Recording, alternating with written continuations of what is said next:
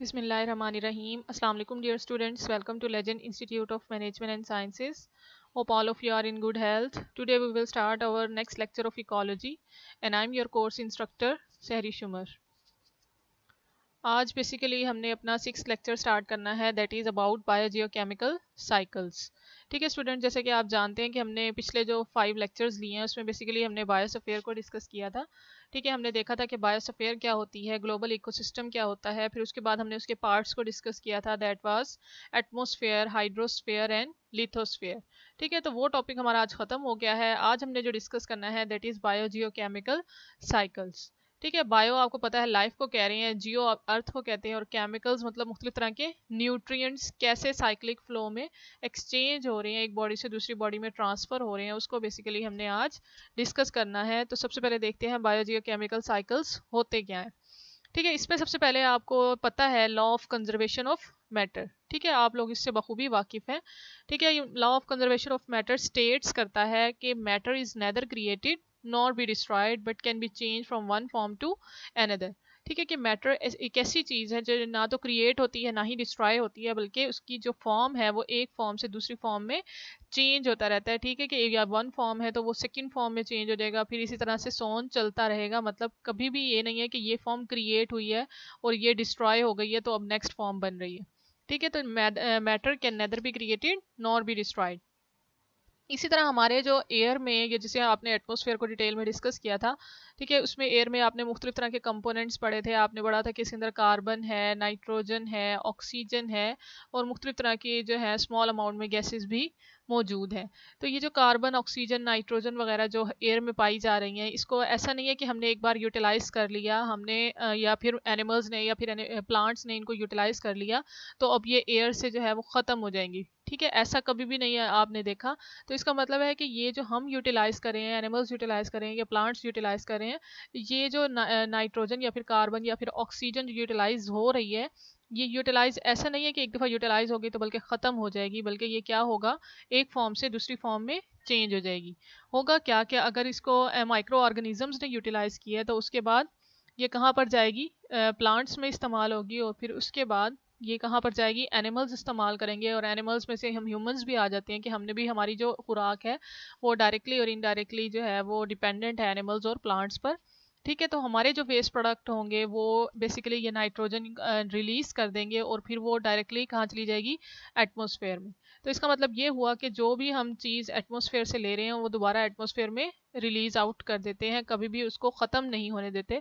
तो ये एक कांस्टेंट साइकिल चलता रहता है, एक कांस्टेंट फ्लो चलता रहता है, उसको हम कहते हैं बायोजियोकेमिकल साइकिल्स। ठीक है, इसमें मुख्तलिफ तरह के एलिमेंट्स आ जाते हैं जिसमें कार्बन है, हाइड्रोजन है, ऑक्सीजन, नाइट्रोजन, फॉस्फोरस और कैल्शियम वगैरह, जो कि एक दफ़ा अगर एनवायरनमेंट से हमने लिए हैं, ठीक है, तो हम क्या करेंगे, उसको अपनी सेलुलर बॉडी का पार्ट बना लेंगे। ठीक है कि अगर हमने कोई भी एलिमेंट जो है वो एटमॉस्फेयर से लिया तो वो हमारे कहाँ पर पार्ट बन जाएगा, हमारे सेल्स का। ठीक है, इसी तरह एनिमल्स या प्लांट्स के सेल्स का भी वो पार्ट बन जाएगा। फिर उसके बाद हम क्या करेंगे कि उसको मुख्तलिफ रूट्स के ज़रिए से जो है दोबारा से एटमॉस्फेयर में ट्रांसफ़र कर देंगे। तो इस तरह से ये एक साइक्लिक फ़्लो चलता रहता है न्यूट्रिएंट्स का, तो इसे हम बायोजियोकेमिकल साइकिल्स कहते हैं या फिर न्यूट्रिएंट साइकिल भी इसे बोलते हैं।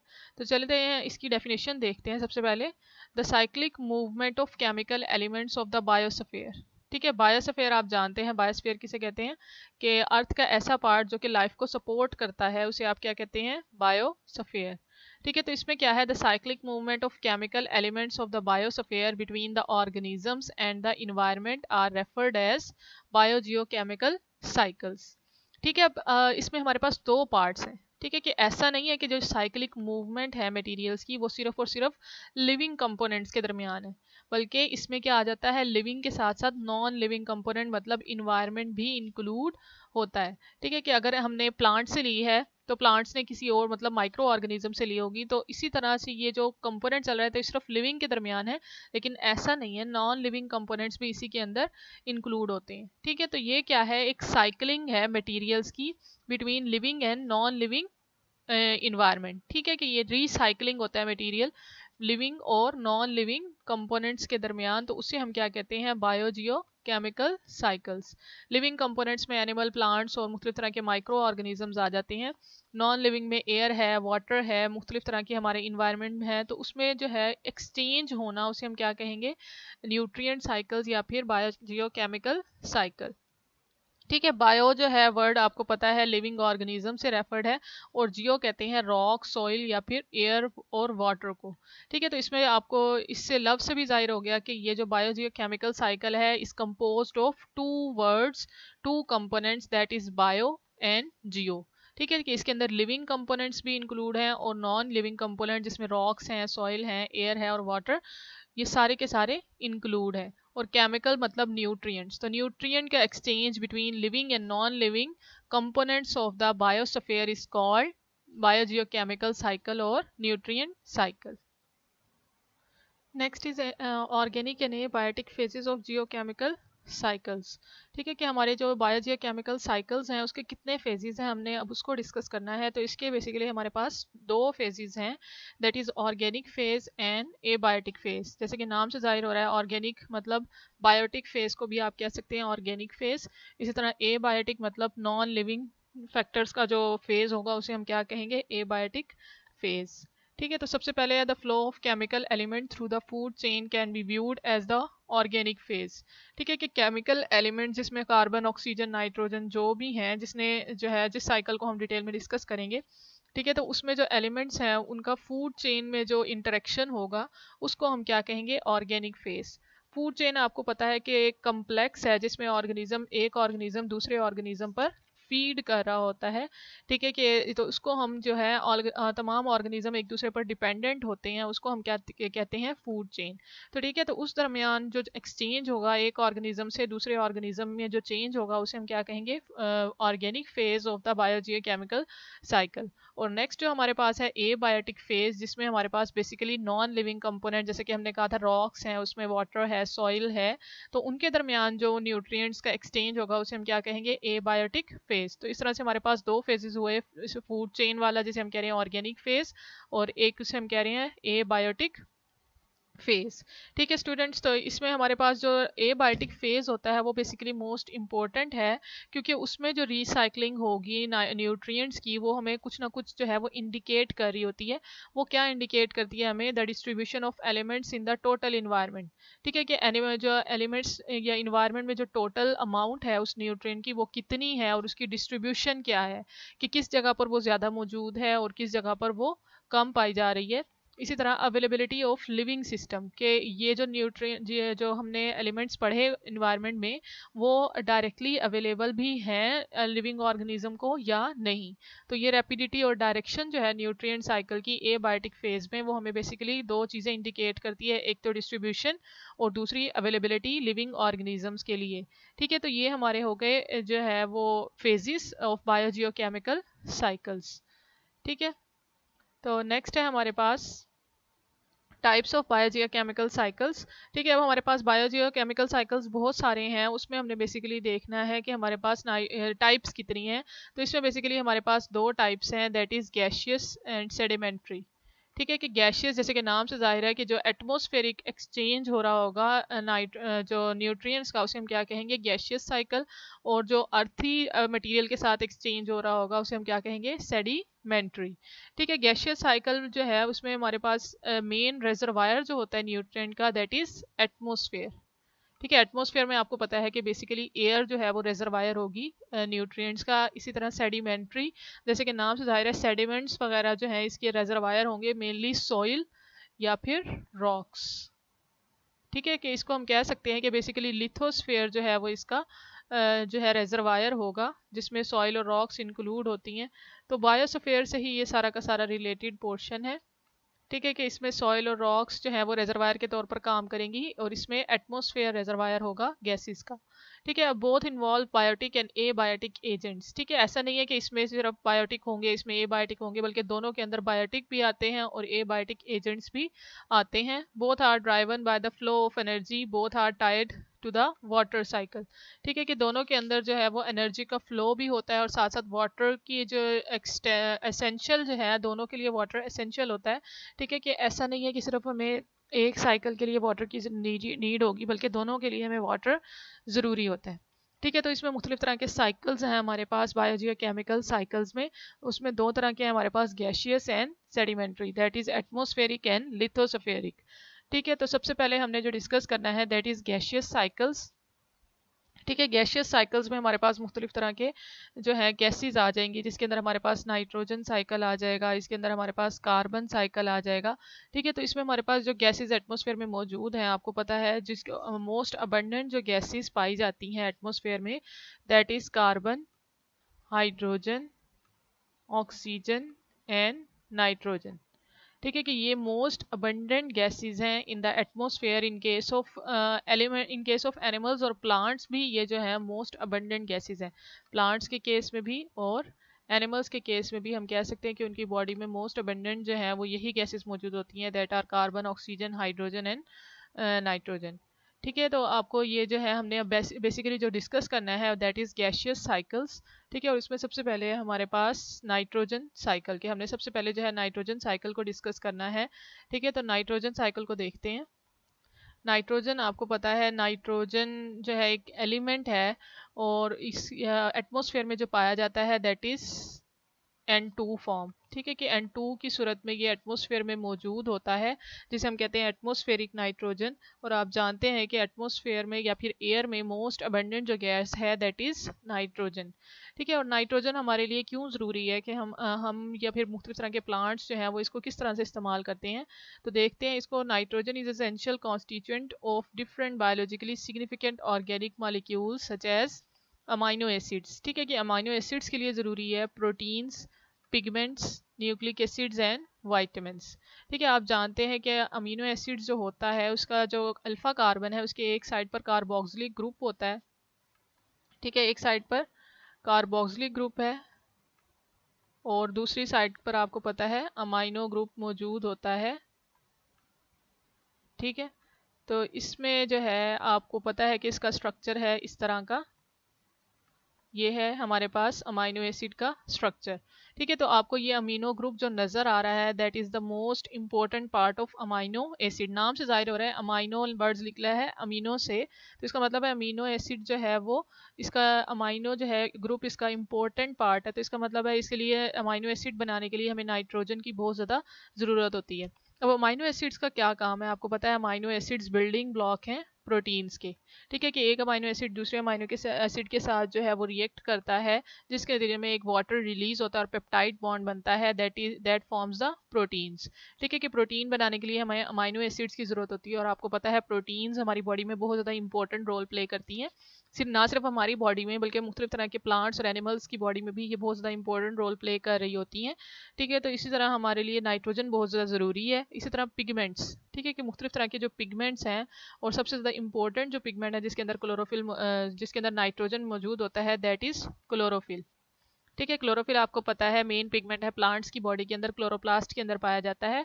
उसका जो सेंट्रल पिगमेंट है, सेंट्रल एलिमेंट है दैट इज़ मैग्नीशियम, और उसके चारों कॉर्नर्स पर जो है वो नाइट्रोजन मौजूद होती है। आपने इसका स्ट्रक्चर जो है वो डिटेल में पढ़ा होगा।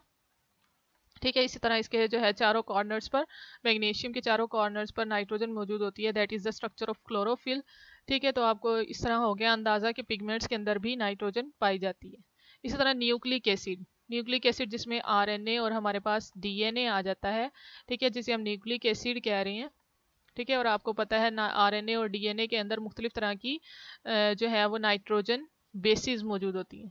ठीक है, नाइट्रोजन बेसिस पाई जाती हैं जिसमें यूरासिल है, गवानीन है, एडिनिन है, थायामीन है, साइटोसिन है।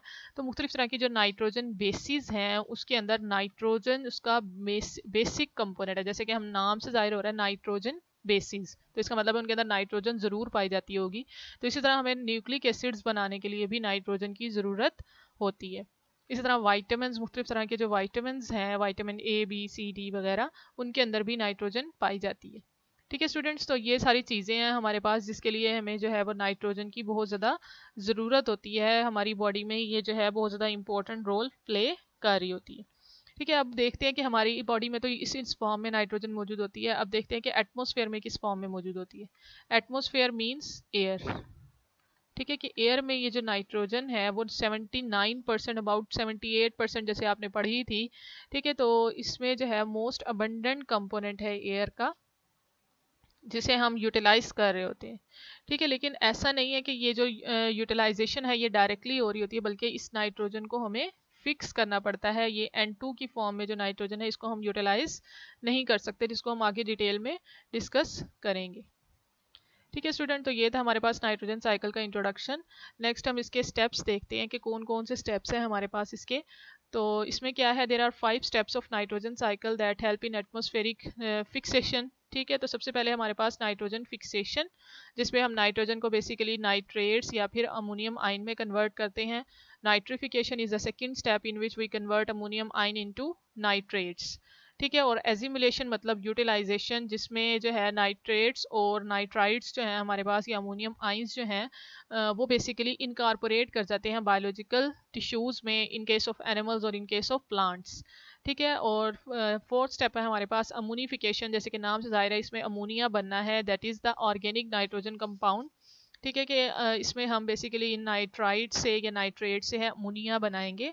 और डी नाइट्रिफिकेशन, जैसे कि नाम से जाहिर हो रहा है नाइट्रिफिकेशन का उलट है, तो इसमें क्या होगा कि हम नाइट्रेट्स को दोबारा से नाइट्रोजन में कन्वर्ट कर देंगे, जो कि दोबारा एटमॉस्फेयर में रिलीज आउट हो जाएगी। ठीक है स्टूडेंट्स, तो ये हमारे पास बेसिक स्टेप्स हैं नाइट्रोजन साइकिल के। जितना दिखने में सिंपल नज़र आ रहा है इतना सिंपल है नहीं। आप लोगों ने इसको जो है नाइट्रोजन साइकिल को बहुत पढ़ा है, पढ़ते आ रहे हैं आप लोग हमेशा, लेकिन इसमें कुछ बहुत ज़्यादा कन्फ्यूजन्स भी हैं। ठीक है, कि इसमें भी आप देख रहे हैं नाइट्रोजन फिक्सेशन, इसमें हम नाइट्रोजन एटमॉस्फेरिक नाइट्रोजन से अमोनिया बना रहे हैं। ठीक है, और यहाँ पर भी अमोनिफिकेशन, मतलब अमोनिफिकेशन नाम से जाहिर है मतलब अमोनिया नहीं बनना है, तो ये भी अमोनिया बना रहा है, ये भी अमोनिया बना रहा है, चाहे ये अमोनियम आयन की सूरत में है और ये अमोनिया की सूरत में है, लेकिन बेसिकली बन तो अमोनिया ही रहा है। तो इसमें दो स्टेप्स अलग अलग क्यों हैं? ठीक है, कि एक स्टेप यही काफ़ी था नाइट्रोजन फिक्सेशन, ये वाई दिस इज अमोनिफिकेशन। ठीक है, और अगर है तो हमने इसको अमोनिफिकेशन क्यों नहीं कहा या इसको नाइट्रोजन फिक्सेशन क्यों नहीं बोला, एक ही तो हम कह सकते थे। तो ये कन्फ्यूजन क्यों है, ये इनका दोनों का डिफरेंस है क्या? तो इसमें क्या होता है, हम इसमें बेसिकली एटमॉस्फेरिक नाइट्रोजन को फिक्स करते हैं अमोनिया में, जबकि अमोनिफिकेशन में हम क्या करते हैं, ऑर्गेनिक जो नाइट्रोजन होती है उसको बेसिकली फिक्स किया जाता है अमोनिया के अंदर। ऑर्गेनिक नाइट्रोजन मतलब जो हमारे पास डी नाइट्रीफाइंग बैक्टीरिया होते हैं वो डी नाइट्रिफिकेशन करते हैं, उसको हम कहते हैं उसको उसकी मदद से जो है बेसिकली जो है ये अमोनिफिकेशन हो रही होती है। ठीक है, कि ऑर्गेनिक नाइट्रोजन जो हमारे पास डीकम्पोजर्स होते हैं, वो डीकम्पोजर जो है वो कंपोज करते हैं मुख्तलिफ तरह की प्लांट की बॉडी को या फिर एनिमल्स की बॉडी को, और उससे जो है वो अमोनिया बनाते हैं। तो बेसिक जो डिफरेंस है नाइट्रोजन फिक्सेशन में और अमोनिफिकेशन में वो है इस चीज़ का कि ये बन किससे रही है, कि अमोनिया जो है वो बन किससे रही है। इसमें जो अमोनिया बन रही है that is the atmospheric nitrogen, और अमोनिफिकेशन में जो अमोनिया बन रही है वो कहाँ से बन रही है, वो बन रही है डिकेइंग मैटर से। ठीक है, डिकेइंग मैटर मतलब प्लांट का मैटर भी हो सकता है और एनिमल का मैटर भी हो सकता है। ठीक है स्टूडेंट्स, तो इसको हम अब एक एक करके डिटेल में डिस्कस करते हैं। ये जो 5 स्टेप्स है हमारे पास, सबसे पहले हमारे पास नाइट्रोजन फिक्सेशन। जैसे कि नाम से जाहिर है नाइट्रोजन को हमने फिक्स करना है, किसी फॉर्म में फिक्स करना है। ठीक है, तो हमारे पास जो नाइट्रोजन है atmospheric nitrogen that is N2। ठीक है, आप जानते हैं कि एटमॉस्फेरिक नाइट्रोजन जो कि 78% मौजूद होती है एयर के अंदर, वो N2 की सूरत में पाई जाती है। ठीक है, अब N2 जिसे हम नाइट्रोजन कह रहे हैं, इसको प्लांट डायरेक्टली यूटिलाइज क्यों नहीं कर सकते, इसको हम डायरेक्टली यूटिलाइज क्यों नहीं कर सकते? क्योंकि आपको पता है इसके अंदर जो नाइट्रोजन के अंदर बॉन्ड्स हैं, हमने जैसे लिखा हुआ है कि नाइट्रोजन जो है 2 मॉलिक्यूल हैं इसके, तो इस तरह से ये जो है वो अरेंज होती है, ट्रिपल बॉन्ड इसके अंदर मौजूद होता है। और ये ट्रिपल बॉन्ड कौन सा होता है, कोवेलेंट बॉन्ड होता है। और आप जानते हैं कोवेलेंट बॉन्ड जो है वो हाई एनर्जी बॉन्ड है, स्ट्रॉन्ग बॉन्ड है।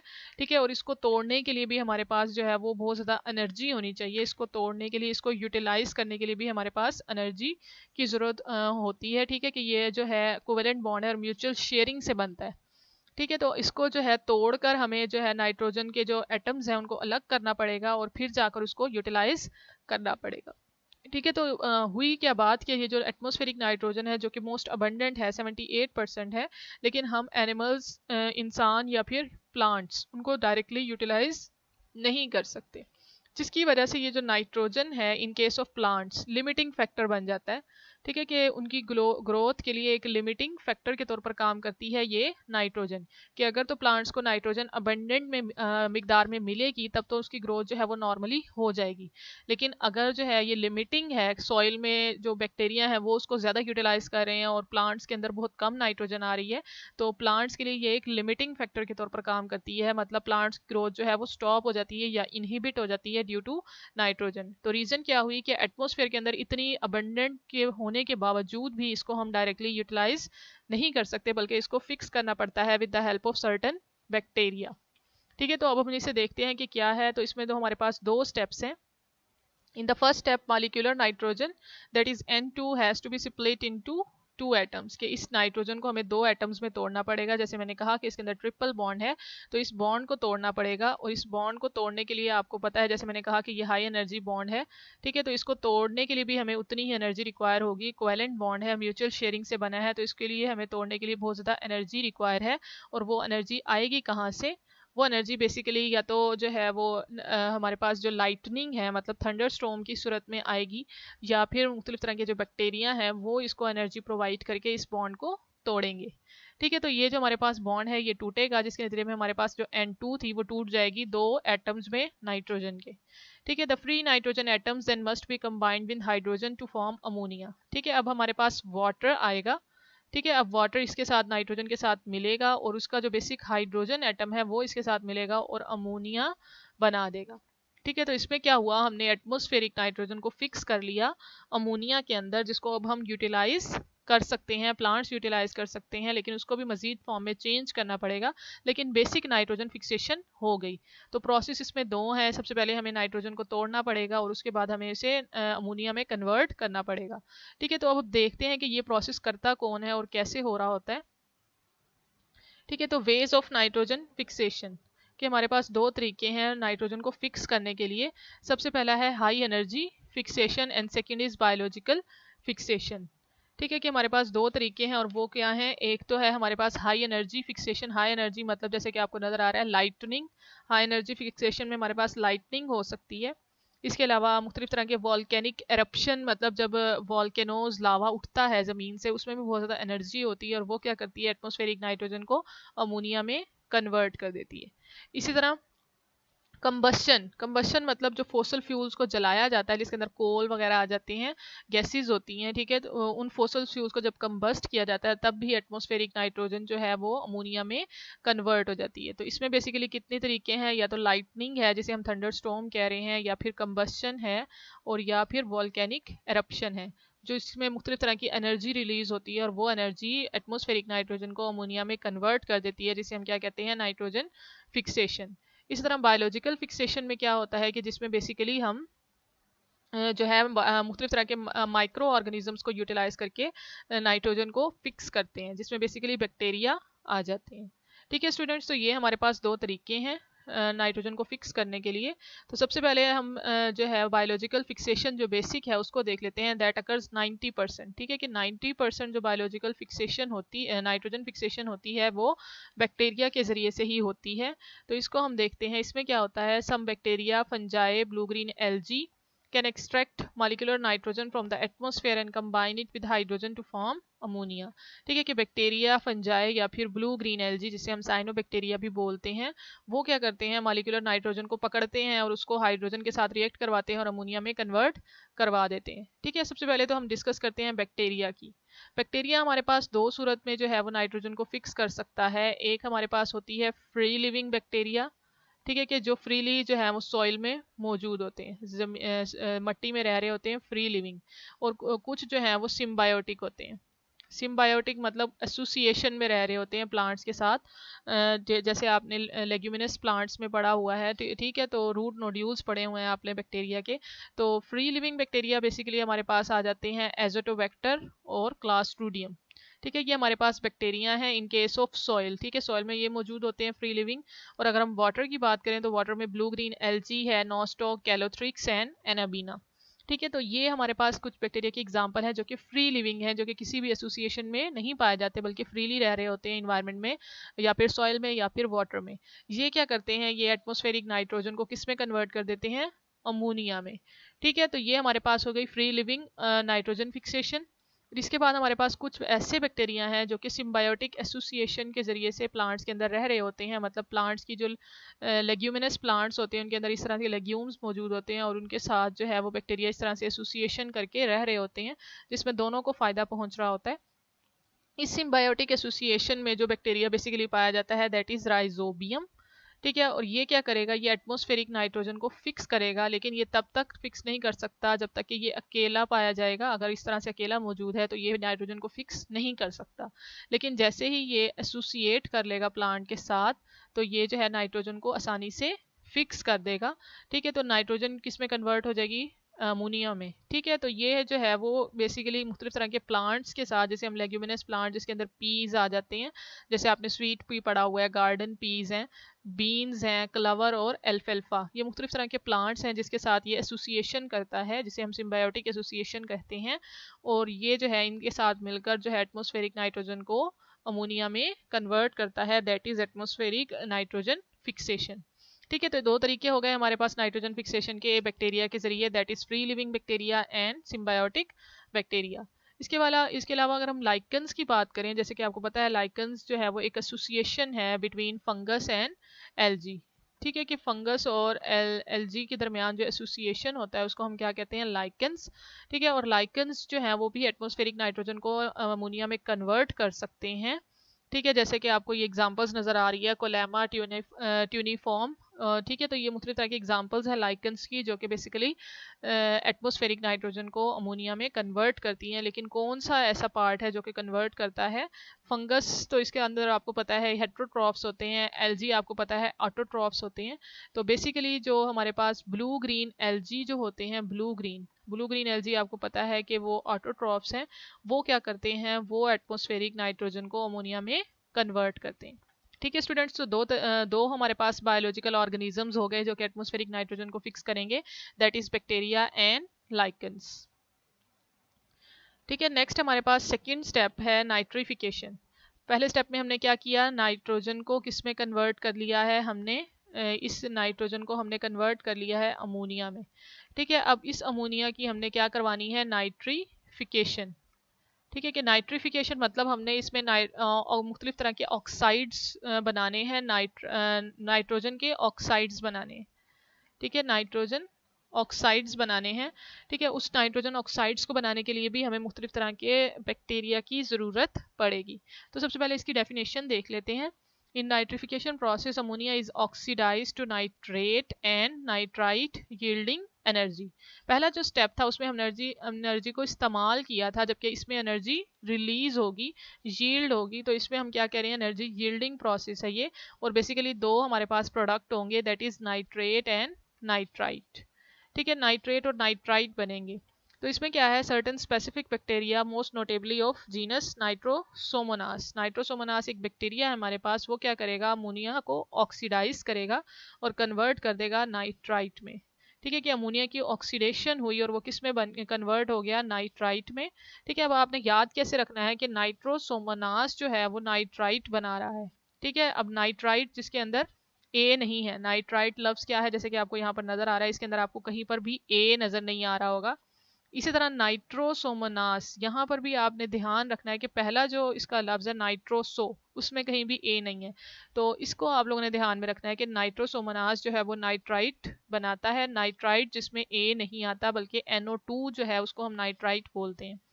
ठीक है, इसके बाद है हमारे पास as fast as nitrite is produced other bacteria such as nitrobacter. ठीक है, कि हमारे पास एक दूसरा बैक्टीरिया होता है जिसे हम नाइट्रोबैक्टर बोलते हैं, वो क्या करता है, इस नाइट्राइट को मजीद ऑक्सीजन ऐड करके इसमें को किस में कन्वर्ट कर देगा, नाइट्रेट में। ठीक है, कि इसमें ए हमारे पास मौजूद है, इसमें ए नहीं था, इसमें ए है नाइट्रेट। ठीक है, तो इसमें भी आपने ध्यान रखना है कि इसके अंदर भी ए मौजूद है बैक्टर में, BA, नाइट्रोसो में नहीं था, नाइट्रोबैक्टर में ए है। तो ऐसा नाइट्रेट जिसके अंदर ए है उसको कौन कन्वर्ट करेगा, नाइट्रोबैक्टर। ठीक है, तो नाइट्रोसोमोनास ने क्या किया, अमोनिया को कन्वर्ट कर दिया नाइट्राइट में, और नाइट्रोबैक्टर ने अमोनिया को कन्वर्ट कर दिया नाइट्रेट में, that are the oxides of nitrogen. ठीक है, तो सबसे पहले हमारे पास स्टेप था नाइट्रोजन फिक्सेशन, जो कि थंडर से हुआ, लाइट स्टॉर्म से हुआ, या फिर बायोलॉजिकल नाइट्रोजन फिक्सेशन हुई। और सेकेंड स्टेप हमारे पास है नाइट्रिफिकेशन, जिसको हमने डिटेल में देखा। इसमें मज़ीद आपको शायद समझ आ जाए स्टूडेंट्स। तो इसमें क्या है, हमारे पास जो है वो बेसिक नाइट्रोजन अमोनिया जो है उसके साथ हमने एक ऑक्सीजन को ऐड किया, वो किस में कन्वर्ट हो गया, नाइट्राइट में, जिसको बेसिकली कौन करेगा, नाइट्रोसोमोनास। ठीक है, तो इसमें हमने मजीद एक ऑक्सीजन ऐड की तो वो किस में कन्वर्ट हो जाएगा, नाइट्रेट में, और इसको कौन करेगा, इस जो है प्रोसेस को कौन जो है वो करेगा, दैट इज नाइट्रोबैक्टर। ठीक है, तो स्टूडेंट्स ये थी हमारे पास nitrification, that is the second step of nitrogen fixation. Next है हमारे पास एजिमिलेशन। एजिमिलेशन जैसे कि नाम से जाहिर है यूटिलाइजेशन को कहते हैं। यूटिलाइजेशन मतलब इस्तेमाल करना। इसमें क्या होता है कि एनिमल्स और प्लांट्स जो नाइट्रेट्स और नाइट्राइट्स हमने बनाए हैं वो बेसिकली सॉइल में मौजूद होंगे, उसको जो है वो अपने अंदर, अपने सेल्स के अंदर जो है इनकॉर्पोरेट कर लेना, उसको हम क्या कहेंगे, एजिमिलेशन। ठीक है, कि बैक्टीरियाज ने जो है वो नाइट्रिफिकेशन करवाई। अब वो नाइट्रिफिकेशन जो नाइट्रेट की सूरत में प्लांट जो है यूटिलाइज करेंगे, नाइट्रेट की सूरत में भी और अमोनिया की सूरत में भी जो है वो प्लांट्स की रूट्स के अंदर चला जाएगा। ठीक है, और इंटीग्रेट हो जाएगा बायोलॉजिकल मॉलिक्यूल्स के अंदर प्लांट्स के प्लांट्स जो है इसको अपनी प्रोटीन्स बनाने के लिए और न्यूक्लिक एसिड्स बनाने के लिए और क्लोरोफिल बनाने के लिए यूटिलाइज करना शुरू कर देंगे। ठीक है, तो एसिमिलेशन मतलब यूटिलाइजेशन स्टार्ट हो गई। इसके बाद जो प्लांट्स हैं उसको कौन ईट करेगा, उसको बेसिकली मुख्तलिफ तरह के एनिमल्स ईट करेंगे। तो इसका मतलब है वो नाइट्रोजन जो कि न्यूक्लिक एसिड की सूरत में या प्रोटीन्स की सूरत में प्लांट्स में मौजूद थी, अब उसको किसने यूटिलाइज कर लिया, अब उनको एनिमल्स ने यूटिलाइज कर लिया। ठीक है, अब एनिमल्स क्या करेंगे कि उस नाइट्रोजन को इस्तेमाल करेंगे अपनी बॉडी के मुख्तलिफ तरह के प्रोडक्ट्स बनाने के लिए। ठीक है, तो बेसिकली प्लांट्स के टिश्यूज़ के जो नाइट्रोजन थी वो अब एनिमल्स के टिश्यूज़ में आ जाएगी। इसी तरह हम ह्यूमंस भी जो है वो डायरेक्टली प्लांट्स पर डिपेंडेंट हैं या एनिमल्स पर डिपेंडेंट हैं, कि हम भी जो है वो प्लांट्स भी खाते हैं और एनिमल्स भी खाते हैं, मतलब मुख्तलिफ तरह के हम हर्बीवोर हैं और मुख्तलिफ तरह के कंज्यूमर भी हैं हम। तो इस तरह नाइट्रोजन हमारी बॉडी में भी एंटर होती है।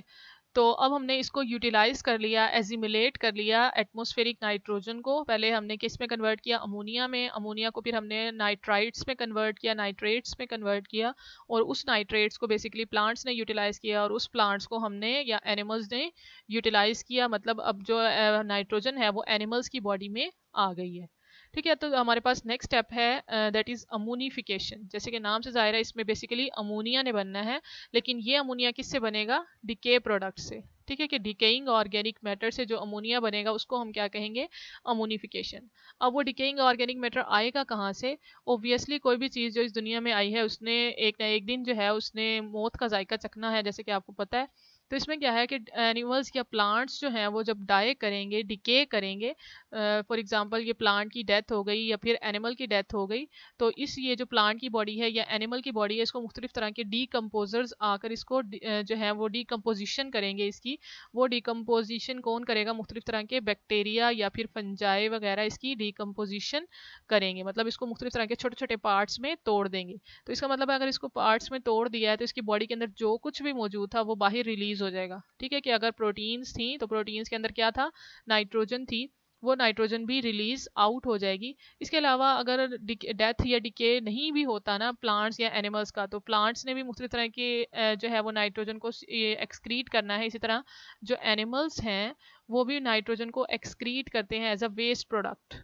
ठीक है, कि हमारा या फिर एनिमल्स का जो वेस्ट प्रोडक्ट होता है उसके अंदर भी नाइट्रोजन मौजूद होती है। तो वेस्ट एक्सक्रीशन जो है वो ऑर्गेनिक नाइट्रोजन की सूरत में मौजूद होती है। ठीक है, तो अब डीकम्पोजिशन होगी बेसिकली डेड प्लांट्स की या डेड एनिमल्स की। उसमें क्या होगा, many bacteria and fungi convert this organic nitrogen into ammonium, कि वो जो हमारे पास ऑर्गेनिक नाइट्रोजन आई है in the form of waste products और in the form of decay matter, वो किस में कन्वर्ट हो जाएगी, अमोनिया में, जिसे हम कहते हैं अमोनिफिकेशन या फिर मिनरलाइजेशन। ठीक है, अब अमोनिया की सूरत में हमारे पास दोबारा से नाइट्रोजन आ गई है। अब इस अमोनिया को हमने दोबारा से एटमॉस्फेयर में लेकर जाना है। जैसे कि आपको पता है साइकिल है, तो जिस पॉइंट से स्टार्ट हुआ था उसी पॉइंट पर ख़त्म होगा। ठीक है, तो लास्ट स्टेप है, सबसे पहले इसको आप दोबारा से समझ लें, अमोनिफिकेशन। के अमोनिफिकेशन में क्या है कि इसमें जो हमारे पास नाइट्रोजन के ऑक्साइड्स थे जो कि सॉइल में मौजूद थे, जिसको बैक्टीरिया ने फिक्स किया था, उसको प्लांट्स ने यूटिलाइज कर लिया। उस प्लांट को इस एनिमल ने यूटिलाइज किया, मतलब इस ये जो काउ है ये किस पर फीड कर रही है, हर्बीवोर है तो ये प्लांट पर फीड कर रही है। अब इसकी अगर डेथ हो जाती है, ये डिके हो जाता है, तो इसको मुख्तलिफ तरह के बैक्टीरिया जो हैं वो इसकी डिकम्पोजिशन करेंगे और उस डिकम्पोजिशन के नतीजे में हमारे पास क्या बन जाएगा, अमोनिया हमारे पास दोबारा से आ जाएगा, दैट इज द अमोनिफिकेशन। ठीक है स्टूडेंट्स, तो इसके बाद हमारे पास लास्ट स्टेप है दैट इज डी नाइट्रिफिकेशन। जैसे कि नाम से जाहिर है डी मतलब दोबारा से बनाना, नाइट्रिफिकेशन के नाइट्रिफिकेशन हमने डी नाइट्रिफिकेशन मतलब दोबारा से अमोनिया को एटमॉस्फेरिक नाइट्रोजन में कन्वर्ट करना है। तो इसमें क्या होता है, degradation of nitrate is called D nitrification. Nitrate मतलब हमारे पास जो NO3 था उसको अब हमने दोबारा से किस में कन्वर्ट करना है, N2 में। NO3 को दोबारा से N2 में मतलब एटमॉस्फेरिक नाइट्रोजन में कन्वर्ट करना है, which happens in the low concentration of oxygen. मतलब ये एनारोबिक कंडीशन में हो रही होती है। एनारोबिक मतलब जिसमें ऑक्सीजन जो है जिस इन्वायरमेंट में बहुत कम होती है, बेसिकली वेट लैंड्स में हो रही होती है, या फिर ठीक है अंडर वाटर जो डीप सॉइल्स जो हैं वहाँ पर ये डीनाइट्रिफिकेशन का प्रोसेस हो रहा होता है। इसमें क्या होता है, इसमें भी जो है मुख्तलिफ तरह के बैक्टीरिया जो है वो इस्तेमाल होते हैं। बेसिकली सूडोमोनास जो है वो क्या करता है, नाइट्रेट को तोड़ता है और इसको या तो नाइट्राइट में कन्वर्ट कर देता है या अमोनिया में, और अल्टीमेटली हमारे पास नाइट्रोजन या फिर एटमॉस्फेरिक नाइट्रोजन दोबारा से एटमॉस्फेयर में आ जाती है। ठीक है, तो डीनाइट्रिफिकेशन में क्या है कि मुख्तलिफ तरह के जो बैक्टीरिया हैं, सॉइल बैक्टीरिया, वो क्या करते हैं, नाइट्रेट्स या फिर नाइट्राइट्स को दोबारा से N2 में कन्वर्ट कर देते हैं, जो कि एटमॉस्फेरिक फॉर्म है, दोबारा से एयर में रिलीज आउट हो जाती है। ठीक है स्टूडेंट्स, तो ये हमारे पास स्टेप्स थे। D nitrification is the last step of atmospheric nitrogen cycle.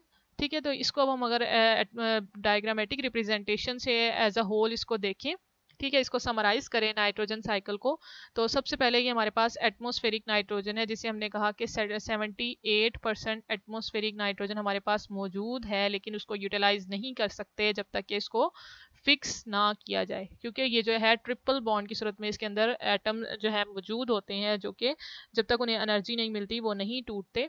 ठीक है, अब इस एटमॉस्फेरिक नाइट्रोजन को जो कि या तो फिर फिक्स किया जाएगा किसके ज़रिए से, लेग्यूमिनस बैक्टीरिया के ज़रिए से। ठीक है, इसके ये जो प्लांट्स के रूट्स हैं इसके अंदर मुख्तलिफ तरह के बैक्टीरिया मौजूद होंगे जो कि इस एटमॉस्फेरिक नाइट्रोजन को फिक्स करेंगे। ठीक है, या तो नाइट्रोजन फिक्सिंग बैक्टीरिया जो सॉइल में मौजूद हैं वो इसको फिक्स करेंगे, किस में कन्वर्ट कर देंगे, अमोनियम आयन में।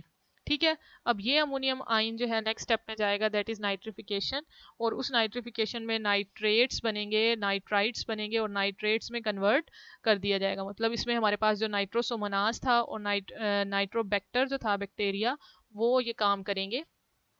ठीक है, अब ये नाइट्रेट्स जो हमारे पास बनके इनकी एजिमुलेशन होगी, एजिमुलेशन मतलब यूटिलाइजेशन होगी, इनको प्लांट्स इस्तेमाल करेंगे अपनी मुख्तलिफ तरह की प्रोटीन्स, अमाइनो एसिड्स और क्लोरोफिल बनाने के लिए। अब इस प्लांट की बॉडी पर कौन फीड करेगा, इस पर मुख्तलिफ तरह के हर्बीवोर एनिमल इसको खाएंगे, और इन मतलब यहाँ की इसकी बॉडी में जो नाइट्रोजन थी अब वो किस में कन्वर्ट हो जाएगी, एनिमल की बॉडी में आ जाएगी।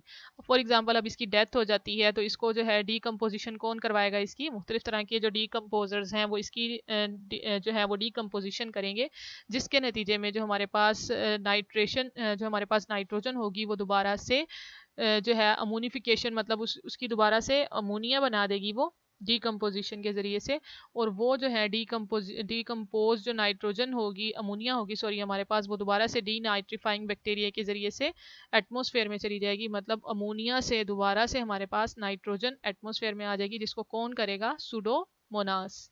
ठीक है स्टूडेंट्स, तो ये था हमारे पास नाइट्रोजन साइकिल, जिसमें बेसिक स्टेप था सबसे पहले एटमॉस्फेरिक नाइट्रोजन फिक्सेशन, फिर उसके बाद नाइट्रिफिकेशन, नाइट्रिफिकेशन के बाद एजिमुलेशन, एजिमुलेशन के बाद हमारे पास जो है फिर दोबारा से इसकी डीकम्पोजिशन होगी मतलब अमोनिफिकेशन होगी, अमोनिफिकेशन के बाद हमारे पास दोबारा से डी नाइट्रिफिकेशन हो जाएगी, जिसको सूडोमोनास बैक्टीरिया परफॉर्म करेगा।